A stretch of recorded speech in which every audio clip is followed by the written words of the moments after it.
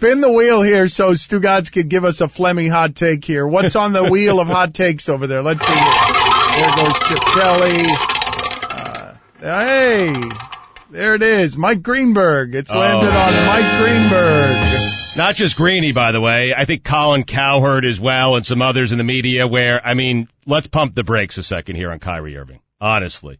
Because when I heard Greeny say today that Kyrie Irving is the best teammate that LeBron James has ever had. Might be. Well, that's what he said. Might be in the playoffs, the best teammate that LeBron James has ever had. Now, you know I love Greeny. You know I love that Don't show. do that. Don't soften it. But, okay, and I think Colin kind of picked up on that and ran with it a little bit, and I think others in the media did as well. Guys, it was one game against the Celtics with Marcus Smart guarding you. Marcus Smart guarding you. One game against the Celtics. It was a good game. It was the opening round. It was his first playoff game. And again, it was against the Celtics. Marcus Smart's a pretty good defender. That's great. When he does what Dwayne Wade did for LeBron James and the Heat team and the organization, when he does it deep in the playoffs, like against the Pacers when they were down 2-1 and Wade had a 3-game stretch in which he was 40 of 65 and averaged 34 points a game, when he does it then, okay, then I'll be impressed. Then we could start talking about Kyrie Irving as LeBron James' best teammate ever. But until then, stop it. You sound silly. I mean, Greeny. Hey, he should know better. He's a sports radio veteran. He should absolutely know better. He should. Colin, I'm not so sure. But really? Really? Kyrie Irving's the greatest teammate that LeBron James has ever had. No, he's not. He's not even third, because Chris Bosh is. He's not even fourth, Shane Battier. He's not even fifth, Ray Allen.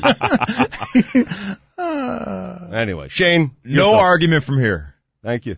No argument. Well, I've got to argue with that fourth. You putting you fourth. I've got to argue with that. Come on. That's just because he's in front of me. Come on. Yeah. Thank you. If it was Ray would have been fourth and Shane would have been fifth. Yeah, thank you. Yes. Haslam, sixth, right? So my pal Stugotz from the Dan LeBatard show, again, obviously did not hear what I said, and here's what he had to say. Let's pump the brakes a second here on Kyrie Irving, honestly. Because when I heard Greeny say today that Kyrie Irving is the best teammate that LeBron James has ever had. I didn't say that. Might be. Well, that's what he said. Might be in the playoffs, the best teammate that LeBron James has ever had. Now, you know I love Greeny. You know I love that Don't show. do that. Don't soften it. But, okay, and I think Colin kind of picked up on that and ran with it a little bit, and I think others in the media did as well. Guys, it was one game against the Celtics with Marcus Smart guarding you. Marcus Smart guarding you. One game against the Celtics. It was a good game. It was the opening round. It was his first playoff game. And again, it was against the Celtics. Marcus Smart's a pretty good defender. That's great. When he does what Dwayne Wade did for LeBron James and the Heat team and the organization, when he does it deep in the playoffs, like against the Pacers when they were down 2-1 and Wade had a 3-game stretch in which he was 40 of 65 and averaged 34 points a game, when he does it then, okay, then I'll be impressed. Then we could start talking about Kyrie Irving as LeBron James' best teammate ever. But until then, stop it. You sound silly. I mean, Greeny. Hey, he should know better. He's a sports radio veteran. He should absolutely know better. He should. Colin, I'm not so sure. But really? Really? Kyrie Irving's the greatest teammate that LeBron James has ever had. See, it's funny, and I love those guys, and I'm more than willing to be the part of the joke, but I just want to make it clear, it's not what I said. No one in their right minds would say right now Kyrie Irving is better than Dwayne Wade was then. No one. You'd have to be crazy. The one silver lining in the comments by Stugotz was, he kind of took a shot at you, Colin, but the disdain he has for Marcus Smart. Yeah, I mean, the way that he said Marcus Smart's name. He owes an apology to the Smart family. A lot of nowhere. I mean, you're talking about a young, pretty good player. Totally agree. Give him a break. You'll hear much more of what we didn't say today on the Dan LeBatard Show with Stugotz, 4 o'clock Eastern on ESPN Radio. Mike and Mike. I love Greeny. You know I love that Don't show. do that. Don't soften it. But, guys, it was one game against the Celtics with Marcus Smart guarding you. The one silver lining in the comments by Stugotz was, he kind of took a shot at you, but the disdain he has for Marcus Smart. Yeah, I mean, the way that he said Marcus Smart's name. He owes an apology to the Smart family. A lot of nowhere. Marcus Smart. So that's who's really mad at Stugotz. All right, Stugotz is on the phone, of course, from the Dan LeBatard show, who began all of this with his comments yesterday about Dwayne Wade and Kyrie Irving and LeBron James. All right, Gotz, what do you have to say for yourself? Well, Grady, you started it, and one of the great joys of my job is taking your words out of context, spinning them my way, and using it on my show. Here's the thing. I was thinking about this when we were having our little thing. Like, if you and I actually, there's a million of these wars, right? People get into wars. I stay out of those as best I can. I have more than enough problems in my own life. But if you and I actually got into a fight, that might literally be the worst fight in the history of mankind. Would you agree? It's the lamest fight as it is right now. It's the lamest fight in the history of sports radio. Yeah, I mean, we're both apologizing basically for every shot we take at each other. We as Dan LeBatard said, we soften everything we say before we do it because basically, I'm afraid to be in a fight with you, and you're afraid to be in a fight with me. Oh, no doubt about it. And you're not even picking on a guy that's your own size. I'm smaller than you. I'm 5'8". So, you're not even picking on a guy because, Greeny, you're pretty tall. I mean, listen, we're two guys who athletically have amounted to nothing, and we're sitting here having a fight about, Kyrie Irving and Dwayne Wade. Greeny, the larger point, I knew what you were trying to say, and my larger point is I don't think Kyrie's best will ever be Wade's best. I'll ask you this question. I'll ask both you and Jen this question. Can you ever imagine Kyrie Irving winning a championship on a team that doesn't have LeBron James on it? Because Wade has done that. He was the MVP. He carried Shaq to a title in 2006.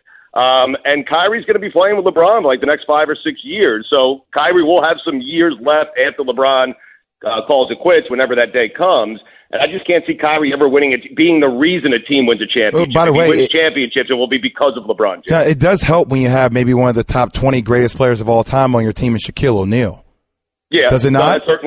That certainly helped. He got Shaquille O'Neal much like Greedy is saying with Dwayne Wade, by the time LeBron got to Wade, Wade was kind of on the back end of his career. By the time Shaq got to Wade, Shaq was definitely at the back end of his career, and Wade carried them to that championship. Yeah, Wade was the guy on that team. There's no question about it. I guess what I'm saying is I don't know what Kyrie Irving could become 5 years from now, but what I do think, I guess I will answer your question directly and say I don't think it's impossible. If you're asking me, will a team ever win a championship with Kyrie Irving as its best player, I would say, yeah, I think it could. Now, it's probably 5 years hence, but in 5 years, Kyrie Irving will be 28. And that's the point. Right. That's the point I'm making. He's 23 years old. He played 12 games of college. This is his fourth NBA season. So he came into the league a lot younger and a lot less accomplished, even though he was the number one pick, than Wade, who played, if I'm not mistaken, 3 years at Marquette and went to a Final Four, didn't he? Am I getting that right?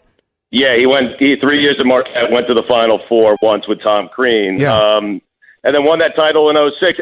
Listen, I'm not even disagreeing with what you're saying, Gree. If you listen back to what I said, I'm like, let's just kind of pump the brakes on this conversation. It might be a conversation that we have one day, and I realize, listen, Gree, we all do the same thing. So I realize what you're saying, and we're all trying to get reactions and bring up different points. You're softening it again. Yeah, this is a terrible You're softening it again. You're right, I am softening it. We're doing exactly what it's a ridiculous thing to say. I mean, it's just a ridiculous thing. We're doing exactly what everyone would expect us to do. Let's have a real fight. Let's figure this out. We'll talk later. We'll have a nosh, and we'll talk, and we'll figure out some way that we can have some real battle, because that could be really fun. I've never had a battle. Let's try having one. Okay, but you and I can have a battle, but you agree it will be the lamest battle. Whatever we agree upon, we can play it out as much as we want. It's going to be the lamest battle in history of sports radio that no one will. I'm not even certain you and I will take it that seriously. I mean, it ain't exactly Mayweather and Pacquiao. Let's put it that way. If you and I were having a fight in outside in the back lawn, people would be closing their windows in the drapes. Right. But one way or another, I imagine you tiptoeing to me, slapping me, and then kind of stepping back, running away 3 steps. And me coming to you and doing the same thing. But here's the one thing I have going for me. I got Golic I can stand behind. So Dan is tough, but he's not as big as Golic. Yeah, Dan's in Miami. He's chilling. I could stand behind Golic. We have Battier as a guest co-host now, who happened to agree with me when I was going on my rant yesterday. So can I stand behind Battier? Because I don't want to stand behind him. If you stand behind Battier, I won't be able to see you at all. So Battier's not that tough. I'm wondering if Battier, who's a better ally there? Is it Battier or Golic? Who's a better? I think Golic probably wins that, right? Well, he's probably stronger, but Battier is 1,000 times smarter. So it really depends on what you're looking for. All right, Gotz, we got to run. I could use the intelligence on my side. I can tell you that. Thanks, my man. Thanks for the fight. It'll get me a little cred. All right, guys. Have a good one. First of all, Stugotz, this was funny this morning. Stugotz just in his glory on, just chumming up to Mike Greenberg. Fun. Love Greeny. What was happening there? I didn't hear. My man. What was happening there with Mike Greenberg? He was co-hosting today with Jay Williams, and then Tim Legler was in for an hour, and they played my rebuttal to Greeny's stance that Kyrie Irving might be the best player that LeBron's ever played with. I said it's absurd. Wade's the best player. Kyrie's best will never be Wade's best. They played it. They played it again. They played it again. They got Legs' thought on it. They got Jay Williams' thoughts on it, and they kept playing it and playing. It was funny how they edited it up, by the way. It was very funny. They were marveling at my dismissal of Marcus Smart, and then they asked me to come on at around 9:45, to which I did. Your dismissal of Marcus Smart was pretty amazing, though, because Marcus Smart. And Dan scored 30 points on Marcus Smart. Dan reminds you that Marcus Smart is actually a pretty good defender. I know. You're like, whatever. All right, but Kyrie's won a single playoff game with LeBron James. Can we relax on calling him the best teammate he's ever had? We don't know that yet. And Wade's the best teammate he's ever had. By far the best teammate he's ever had. It's pretty self-involved, but I have the audio of Legs and Mike talking about. Well, but I'd like to hear what are SVP and Russillo saying? Now we're all in the self-involved stuff. So, but we've got the audio of Stugotz in the middle of the. We have the audio of Mike and Mike talking about Stu. All right, let's hear that. I'm not taking a shot at Marcus Smart. No. That was clearly Stugotz. Let's slow that one down. Stugotz. Think about who was criticizing Marcus Smart. Stugotz. We're talking about Stugotz was criticizing Marcus Smart. For the longest time, I thought his name was actually Stugotz, by the way. Now I'm getting upset at them. Yeah. That was pretty dismissive. Yeah, pretty dismissive. That's the first time I heard that. They dismissed Stugotz the way Stugotz dismissed Marcus Smart. Right. Well, I think what they were saying was my dismissals, or they were breaking down my dismissal. The way I dismissed. Legs was dismissed. trying to tell me to slow it down a little bit on the dismissal.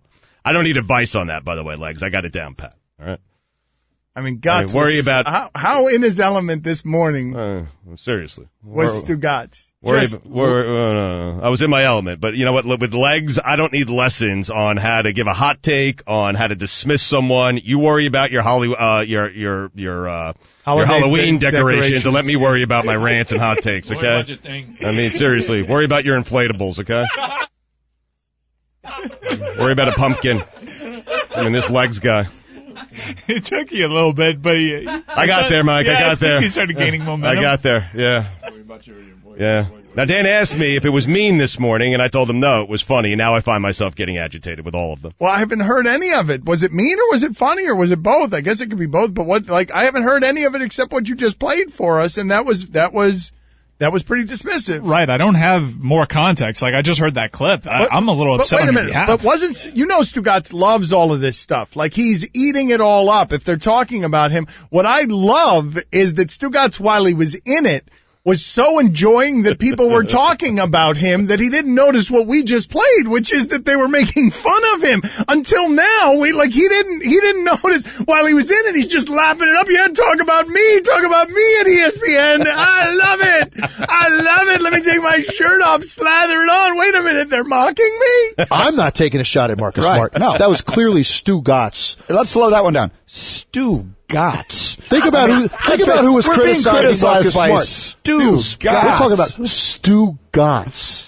was criticizing Marcus For the Smart. longest time, I thought his name was actually Stugotz. No, wait. They're not making fun of Stugotz. They're just doing it the way that he does it. Yes. They're just doing the way he does Marcus Smart. That's what I'm trying to tell you. Listen, once I knew this was happening, I turned on Mike and I watched the final 90 minutes. And I may have watched the final 90 minutes again after their show was over from 10 to 11:30. But they did nothing that offended me, except for Legs, a little bit. I got to be honest with Legs. I'd rather not have the context. I just want to be mad at them. Okay.